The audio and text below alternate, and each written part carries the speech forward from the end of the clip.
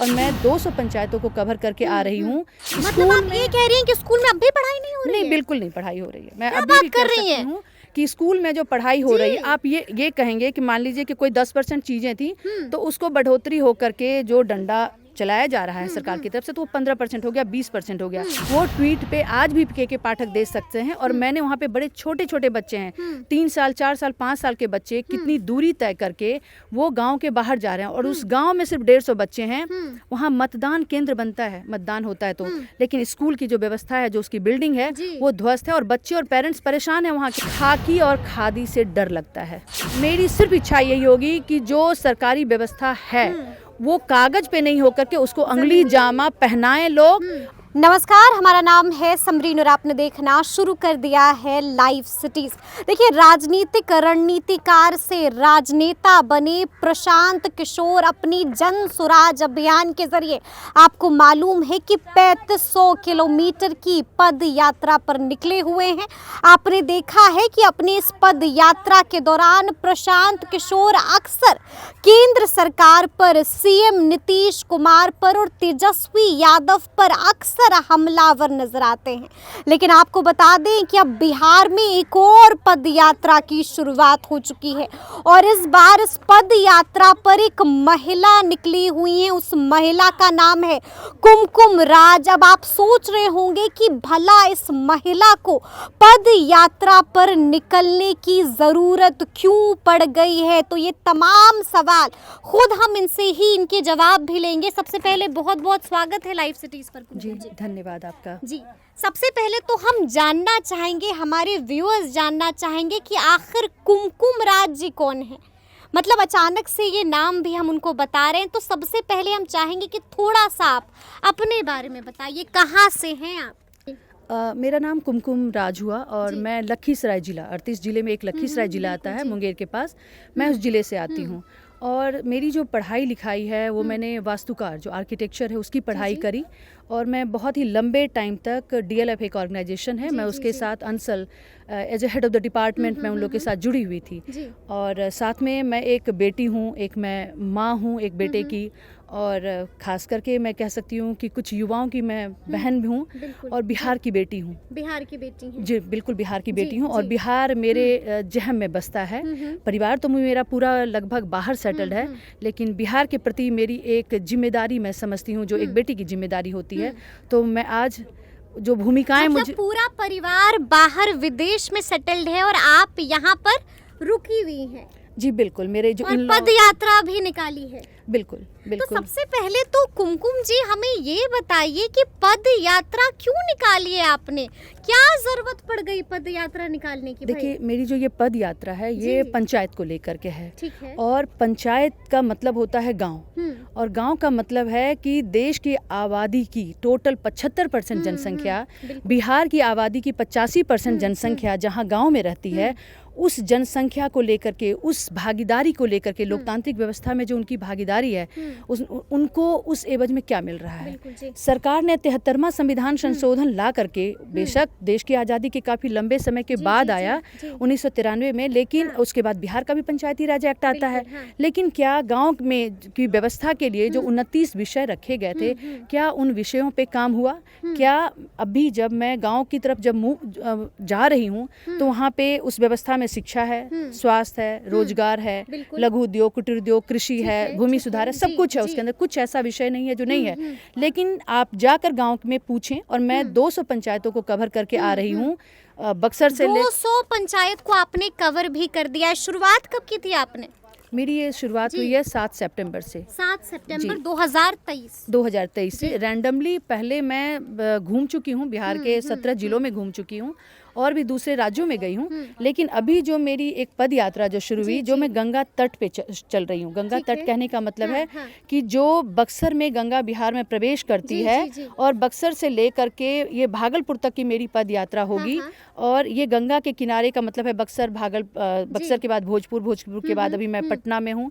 इसके पहले तो इन सारे जितने भी ब्लॉक्स हैं, बक्सर में 11 ब्लॉक, तो 11 ब्लॉक में मैंने जाना हुआ हमारा। भोजपुर के 14 ब्लॉक, तो 14 ब्लॉक में भी जाना हुआ हमारा। अभी पटना के जो पीछे का जैसे मनेर है, विक्रम है, हाँ। पुनपुन, इन जितने भी वहाँ पे ब्लॉक्स हैं, और उसमें से हमने सेलेक्ट किया था कि उन पंचायतों में, और पंचायतों का जो सिलेक्शन था वो एक क्राइटेरिया पे था जी। कि किस तरह का वहाँ पे चीज़ें चल रही हैं, वहाँ पे किस तरह का कास्ट समीकरण है, और उसको लेकर के वहाँ पे विकास की क्या चीज़ें हैं वो देखने के लिए हम पंचायत की तरफ रुक किया। मतलब हमने वो देखने के लिए आप यहाँ पर आ गई हैं और पंचायत जो है, पंचायतों के में जा रही हैं, घूम रही हैं, वहाँ पर परेशानियाँ देख रही हैं, लोगों से बातचीत बिल्कुल कर रही हैं। बिल्कुल। अच्छा ये बताइए कुमकुम जी, हम ये जानना चाहेंगे आपसे, देखिए मैंने शुरू में भी कहा था कि प्रशांत किशोर भी एक पद यात्रा पर निकले हुए हैं और अब एक महिला भी पद यात्रा पर निकली हुई हैं, तो हम ये जानना चाहेंगे क्या प्रभावित हैं आप प्रशांत किशोर जी से? मैं ऐसा नहीं बोलूँगी कि मैं प्रभावित हूँ, और ये भी नहीं कहूँगी कि मैं प्रभावित नहीं हूँ। बिहार की व्यवस्था को सुदृढ़ करने के लिए जो कोई स्त्री पुरुष अपनी आवाज़ को बुलंद करेगा, एक दूरी तय करके चीज़ों को समझने की कोशिश करेगा, तो हम सभी लोग एक कदम बढ़ा रहे हैं बिहार के विकास की तरफ। कुमकुम जी, ज़मीनी हकीकत बहुत ही भयावह है। क्या बात कर रही हैं? भयावह मैं कह रही हूँ, भयावह है ज़मीनी हकीकत। मैं यहाँ लोग कह रहे हैं विकास पर विकास हुआ है, विकास पुरुष है नीतीश कुमार, आप कह रही हैं ज़मीनी हकीकत भयावह है। मैं कहूँगी कि हम 200 पंचायतों को और उससे ज़्यादा जो बक्सर का 11 ब्लॉक है, भोजपुर का 14 ब्लॉक, और जो पटना अभी मैं हूँ, इससे पहले मैं बिहटा थी, और उसमें मैं 11 ब्लॉक पटना जिले का मैं कवर कर चुकी हूँ। मैं उनको शिक्षा के ऊपर, स्वास्थ्य के ऊपर, भूमि अधिग्रहण के ऊपर, जो परिवहन की व्यवस्था है उसको लेकर के, और महिलाओं को लेकर के जो आर्थिक नीति के लिए जीविका जो प्रोग्राम शुरू किया गया, मैं 5 ही विषयों पे, अभी मैं सारे पे 29 पे नहीं जा रही हूँ, और जलवायु जो यूनाइटेड नेशन का एक विषय रहा, लेकिन मैं 5 विषयों पे बिहार के किसी भी इकोनॉमिस्ट को, बिहार के किसी भी जो बिहार की विकास की नीति को समझते हैं, उसको गढ़े हैं या गढ़ने की कोशिश कर रहे हैं, तो मैं चाहूँगी कि मेरा उनके साथ एक वार्तालाप हो। मैं अपना पक्ष रखना चाहती हूँ कि बिहार की में जो व्यवस्था जमीनी स्तर पे दिख रहा है वो कितना विशाल, और मतलब कहते हैं ना कि विकृत, मतलब वो कह रहे हैं कि हमने विकास किया है, डेवलपमेंट मॉडल जो है वो ज़बरदस्त है बिहार का, आप कह रही हैं विकास नहीं हुआ है, मतलब आप चैलेंज कर रही हैं? बिल्कुल चैलेंज कर रही हूँ। चैलेंज कर रही हैं? जी बिल्कुल चैलेंज कर रही हूँ कि आए और एक कहते हैं ना कि डिबेट, एक हेल्दी डिबेट हो।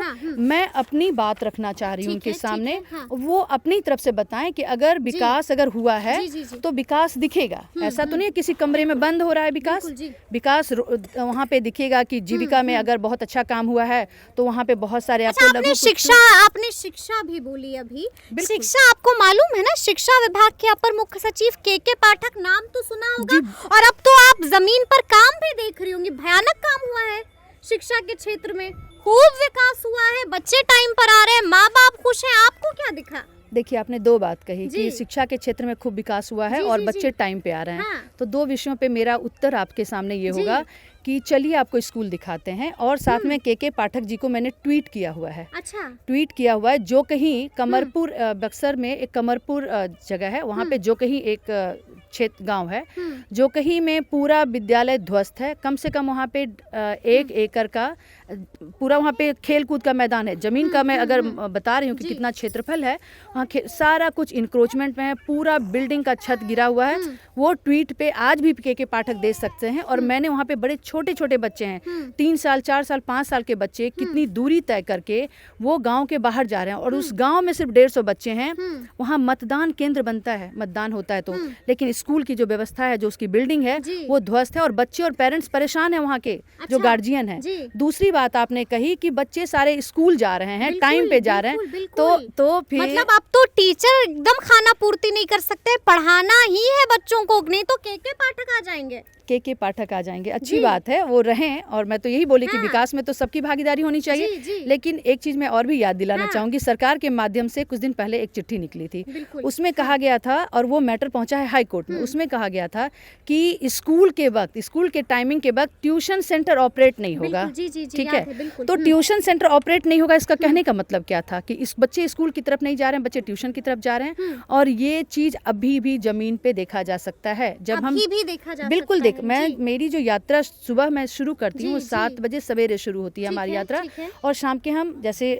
5 या 6 बजे तक हम उस जगह पे होते हैं। सुबह 7 बजे, 9 बजे, 11 बजे आप किसी भी वक्त चले जाएं, लड़कियां खास करके वो स्कूल की ड्रेस में नहीं होती हैं, वो ट्यूशन सेंटर से आ रही होती हैं। और ऐसे जगहों पे मेरा बहुत जगहों पे रुक करके लोदीपुर में बात हुई है, मेरी कनपा में बात हुई है, मेरी करसर में बात हुई है। बहुत सारी मतलब लड़कियों स्कूल के टाइमिंग में अभी भी बच्चियां जो है स्कूल नहीं जा रही, कोचिंग इंस्टीट्यूट जा बिल्कुल रही हैं। बिल्कुल जा रही हैं मतलब स्कूल आप ये कह रही हैं कि स्कूल में अब भी पढ़ाई नहीं हो रही नहीं, है? बिल्कुल नहीं पढ़ाई हो रही है। मैं क्या अभी बात भी कर कह रही सकती हैं? हूँ कि स्कूल में जो पढ़ाई हो रही है, आप ये कहेंगे कि मान लीजिए कि कोई 10% चीजें थी तो उसको बढ़ोतरी हो करके जो डंडा चलाया जा रहा है सरकार की तरफ से, तो वो 15% हो गया, 20% हो गया। जो दिखना चाहिए, जो शिक्षा का मापदंड है, वो चीजें, व्यवस्था तो ध्वस्त है। व्यवस्था कहने का तात्पर्य मेरा इंस्टीट्यूशन को लेकर के, जो बिल्डिंगें खड़ी हैं, 1.5 कट्ठे 2 कट्ठे में स्कूल चलता है क्या?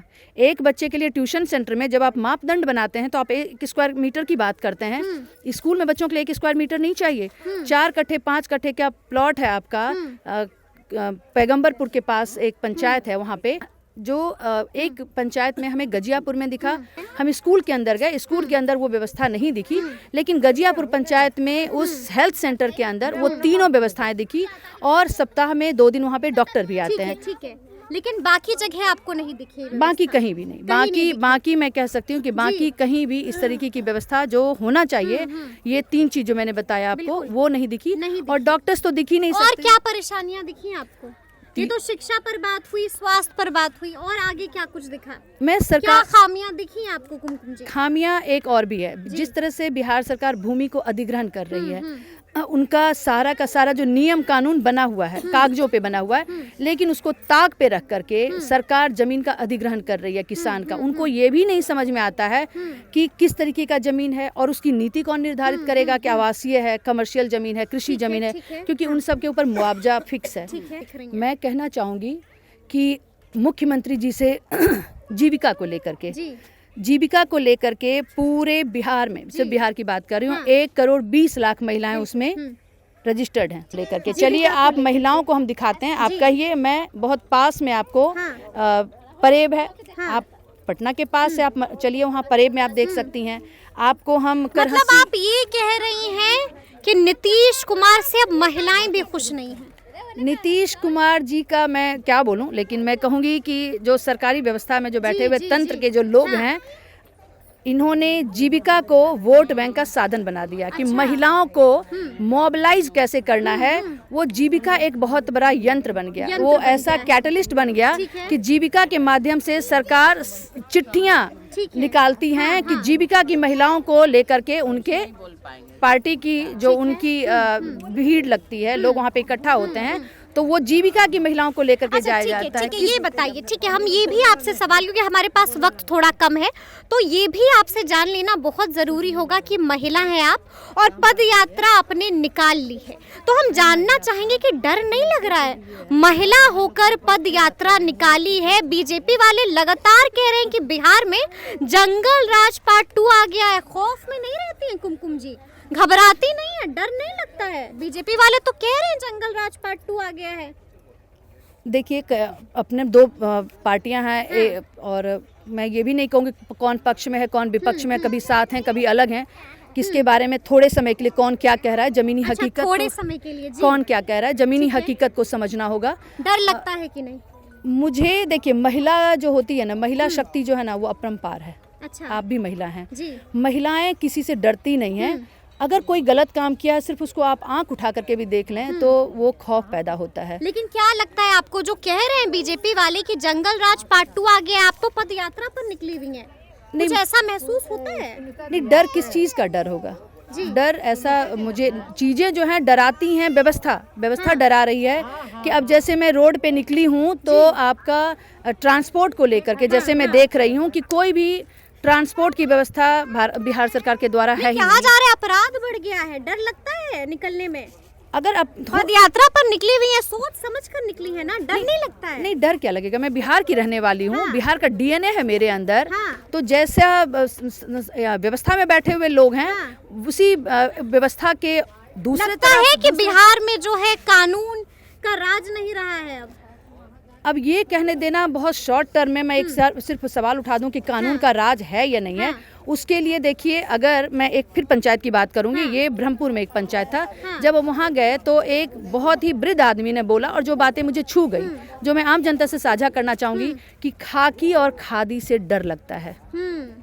तो आप समझ जाएं कि खाकी पहनने वाले कौन हैं और खादी पहनने वाले कौन हैं। तो उस चीज से अगर डर लग रहा है तो यहाँ की व्यवस्था के पूरे तंत्र पे सवालिया निशान है, और हर किसी को सोचना होगा।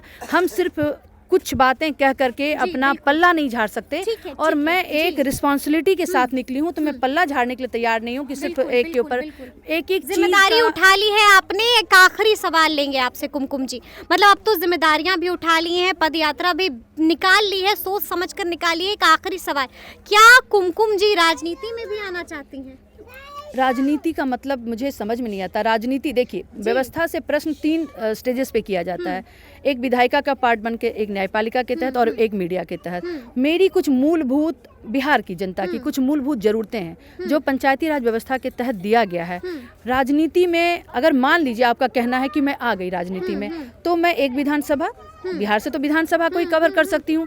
तो एक विधानसभा को लेकर के तो फिर मुझे बक्सर से लेकर के भागलपुर तक चलने की तो जरूरत बिल्कुल नहीं महसूस होती। मैं एक विधानसभा में काम करती। मेरी सिर्फ इच्छा यही होगी कि जो सरकारी व्यवस्था है वो कागज पे नहीं होकर के उसको अंगली जामा पहनाएं लोग, और सिर्फ उनको मैं दिखाना चाह रही हूँ कि जमीनी हकीकत ये है, इसको लीजिए। आईना। अच्छा, समाप्त कब हो रही है आपकी ये पदयात्रा? मेरी ये पदयात्रा 7 सितंबर से निकाली है, समाप्त कब होगी? ये मेरी पदयात्रा 30 जनवरी को समाप्त होगी। क्या करना है? ये पदयात्रा ऐसा नहीं है कि एक पदयात्रा के बाद हम बैठेंगे। हमारी दूसरी फिर चीजें तैयार है कि अभी हम गंगा के तट पे चल रहे हैं, क्योंकि गंगा के तट पे पहली सभ्यताएं विकसित हुई थी। दूसरा हमारा पदयात्रा अमई जयनगर से है।